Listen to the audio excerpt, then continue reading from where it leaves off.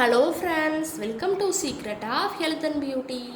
இன்றைக்கி நம்ம சேனலில் என்ன வீடியோ பார்க்க போகிறோம் அப்படின்னு பார்த்தீங்கன்னா, வீட்டில் நம்ம சமையல் அறையை எப்படி கண்ணாடி மணிக்கு பளபளன்னு வச்சுக்கலாம், அதே மணிக்கு அந்த பொருட்கள் கிச்சனில் இருக்கக்கூடிய பொருட்கள் வீணாகாமல் காசை எப்படி மிச்சப்படுத்தலாம் அப்படிங்கிறத இன்றைக்கி நம்ம வீடியோவில் நான் ஒரு தகவலாக ஒரு 6 டிப்ஸ் மூலியமாக நான் சொல்லியிருக்கேன்.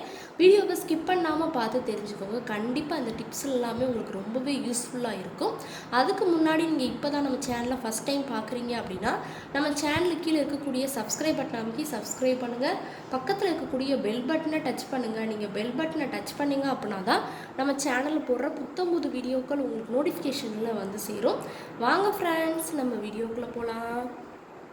ஓகே ஃப்ரெண்ட்ஸ், இன்றைக்கி நம்ம என்ன டாபிக் பார்க்க போகிறோம் அப்படின்னு பார்த்தீங்கன்னா, சமையல் அறையை நல்லா பளபளன்னு கண்ணாடி மணிக்கு எப்படி வச்சுக்கலாம், அதே நேரத்தில் அங்கே இருக்கக்கூடிய அந்த பொருட்களோட செலவை எப்படி மிச்சப்படுத்தலாம் அப்படிங்கிறத தான் நம்ம பார்க்க போகிறோம்.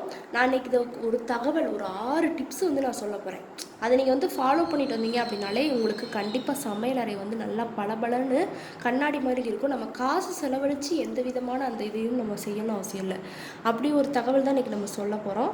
இப்போ பார்த்திங்கன்னா, ஒரு வீட்டில் எப்போதுமே பார்த்திங்கன்னா சுத்தமாக வச்சுருக்க வேண்டிய முதல் இடம் பூஜை அறை அப்படின்னு தான் நம்ம சொல்லுவோம். ஃபஸ்ட்டு பூஜை அறை தான் நம்ம நல்லா பளபளன்னு வச்சுருக்கணும், நல்லா நீட்டாக வச்சுக்கணும்னு ஆசைப்படுவோம். ரெண்டாவது பார்த்திங்கன்னா சமையல் அறை. மூணாவது பார்த்திங்கன்னா நம்ம குளிக்கக்கூடிய அந்த அறை அப்படின்னே சொல்லலாம். இப்படி தொடர்ந்து ஒவ்வொரு இதை நம்ம தூய்மையாக வச்சுக்கிட்டே இருக்கணும் அப்படின்னு நம்ம நினைப்போம். ஆனால் பார்த்திங்கன்னா, நம்ம யூஸ் பண்ணக்கூடிய அந்த இரண்டாவது நம்ம சொல்லக்கூடிய அந்த சமையலறை பார்த்திங்கன்னா, சில பேர் பார்த்திங்கன்னா நீட் இல்லாமல் வச்சுருப்பாங்க. அதாவது எப்படி சொல்ல, அவங்களுக்கு எப்படி அதை நீட்னஸ் வைக்கவே தெரியாது. காயெல்லாம் வாங்கிட்டு வந்தால் அப்படியே அங்கங்கே போட்டு வச்சுருப்பாங்க. எந்த இதையுமே நீட்டாக எடுத்து வைக்காமல் அப்படியே இருக்கும். அதை நீங்கள் இந்த மெத்தடை ஃபாலோ பண்ணிட்டு வந்தீங்க அப்படின்னா, உங்கள் வீட்டில் அந்த சமையலறை கண்டிப்பாக நல்ல பளபளன்னு இருக்கும்.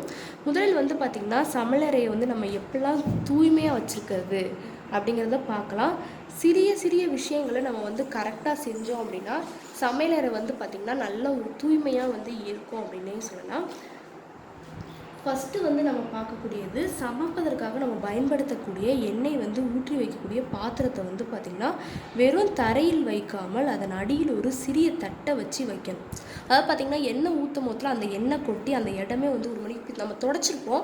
ஆனால் அந்த எண்ணெய் கொட்டின அந்த இடம் பார்த்திங்கன்னா ஒரு மணிக்கு பிசு பிசு பிசுன்னு இருக்கும். சில பேருக்கு அந்த கால் வச்சாலே அங்கே இருக்கும், அந்த மணிக்கெலாம் இருக்கும். அதுவும் நம்ம வீட்டில் ஒரு தூய்மையான விஷயமா இருக்காதுன்னே சொல்லலாம்.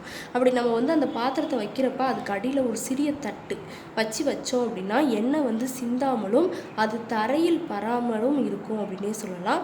அடுத்து பார்த்திங்கன்னா, சமைத்து முடித்த பின்னர் அடுப்பை பார்த்திங்கன்னா சுற்றி உள்ள இடத்தை ஒரு ஈர துணியை வைத்து நம்ம துடைக்கிறது ரொம்பவே நல்லது. இப்போ சமைச்சு நம்ம அடுப்பில் வச்சு சமைச்சிட்டோம் அப்படின்னா, நான் அடுப்பெல்லாம் ஆஃப் பண்ணிவிட்டு நம்ம நல்லா கேஸ் அடுப்பில் இருக்கட்டும் எல்லாத்தையும் நல்லா ஒரு தொடச்சி நம்ம வச்சோம் அப்படின்னாலே நமக்கு நல்லா கிச்சன் பளபளன்னு இருக்கும்.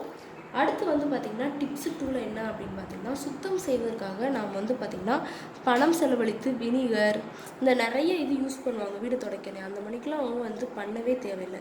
என்ன செய்யலான்னு பார்த்திங்கன்னா, ஒரு சிறிய பாத்திரத்தில் கொஞ்சமாக தண்ணி ஊற்றி 2 அல்லது 3 ஸ்பூனுக்கு டீத்தூள் நம்ம நல்லா போட்டு கொதிக்க வைக்கணும்.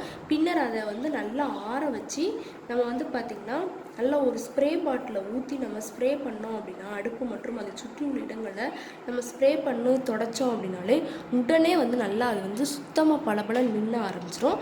அது மட்டும் இல்லாமல் இதை பயன்படுத்தி நம்ம பார்க்குறப்ப நமக்கு தனியாக எந்த செலவும் ஏற்படாது. ஏன் அப்படின்னா, டீத்தூள் நம்ம நார்மலாக டீ குடிக்கிறதுக்காக வச்சுருக்கக்கூடிய ஒரு பொருள் தான்.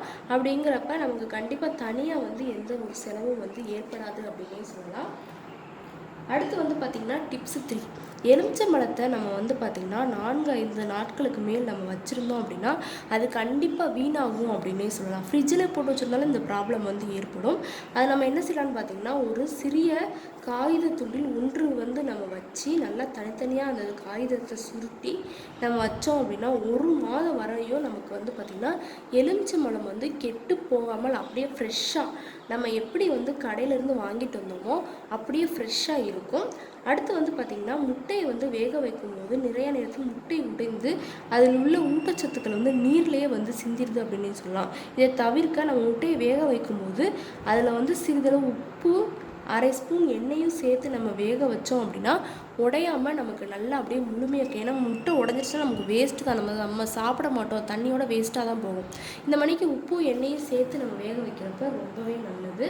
அடுத்து வந்து பார்த்திங்கன்னா பொதுவாக நான் முட்டையை வைக்கும் அந்த இது இருக்கு இல்லையா, அந்த முட்டையை வந்து அடுக்கி வைக்கக்கூடிய அந்த இதில் வந்து பார்த்திங்கன்னா நம்ம கீழேயும் நுனிப்பகுதி மேலேயும் இருக்குமாறு தான் நம்ம வைப்போம். ஆனால் அவ்வாறு செய்யாமல் முட்டையின் நுனிப்பகுதி வந்து பார்த்திங்கன்னா ட்ரேவின் உள்ளேயும் மறுபகுதி வந்து தட்டையான பகுதி வந்து பார்த்திங்கன்னா மேல் நோக்கி நம்ம வைக்கும் போதில் முட்டை வந்து அதிக நாட்கள் வந்து கெட்டு போகாமல் இருக்கும். முட்டையின் கரு நடுவில் இருக்குமாறு வைக்கிறனால முட்டை வந்து நம்ம சீக்கிரம் வீணாக்காமல் நிறையா நாட்கள் வந்து வச்சுருக்கலாம்.